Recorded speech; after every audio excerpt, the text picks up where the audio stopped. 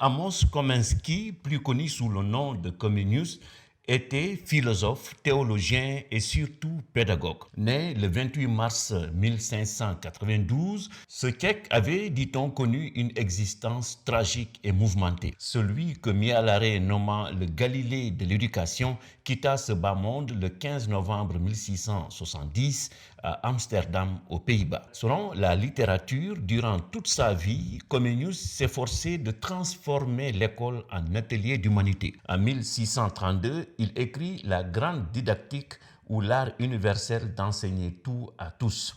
Cette œuvre va marquer un tournant dans sa pensée éducative. Il y explique sa vision de l'éducation. Concrètement, il défend l'idée selon laquelle l'éducation est la voie la plus appropriée pour faire naître une humanité meilleure. Très attaché à la religion, il voyait l'éducation comme une restauration. Autrement dit, c'est par le biais de l'éducation que l'homme qui a été, selon lui, créé à l'image de Dieu peut revenir à la pureté première d'avant la chute. L'éducation consiste ainsi à tenter de réduire l'aberrance et à reconstruire l'homme à l'image de Dieu sans prétendre l'égaler en cultivant le savoir, l'action, la sagesse morale et la liberté, rapporte Michel Soetard. Comenius était contre la violence exercée sur les apprenants. Pour enflammer les enfants de l'amour du savoir, il préconisait, outre un enseignement par l'observation, l'analyse et l'action, une discipline sage et douce, ne recourant jamais à la violence, car, disait-il,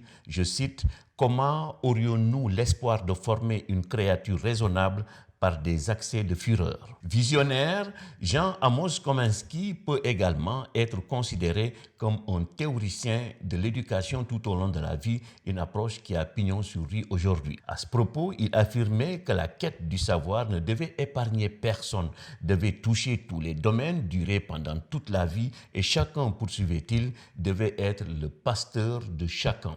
Étudier les textes sacrés, oui, mais aussi la nature, l'homme lui-même et les techniques. Comenius n'avait pas aussi oublié ce qui est aujourd'hui appelé la formation professionnelle. Il disait que les hommes devaient apprendre un métier, car c'est bien l'homme tout entier qu'il faut former dans les écoles, expliquait-il. Le célèbre pédagogue défendait aussi inlassablement la relation organique entre morale, religion et instruction. Funeste, disait-il, est le savoir qui ne tire pas vers les bonnes mœurs et la piété.